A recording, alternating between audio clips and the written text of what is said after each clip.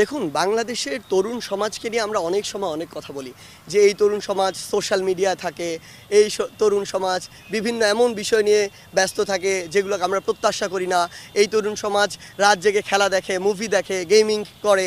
তো আমার জায়গা থেকে আসলে কথা হচ্ছে, বাংলাদেশের বিভিন্ন সময় যখনই এরকম টপ ক্রাইসিস মোমেন্ট সৃষ্টি হয়েছে, এই তরুণ সমাজই সামনে এসেছে এবং সফল হয়ে ফিরেছে।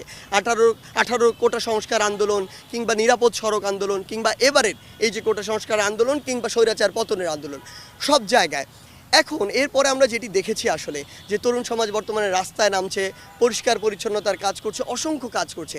আমার জায়গা থেকে একটি কথা বলি, তরুণ সমাজকে না আমাদের কাজে লাগাতে হবে, তাদেরকেও স্কোপটুকু করে দিতে হবে, তাদেরকে আপনার সামনে এগিয়ে নিয়ে আসতে হবে। যদি আপনি এটি করতে পারেন, আপনি তরুণ সমাজকে কাজে লাগাতে পারবেন।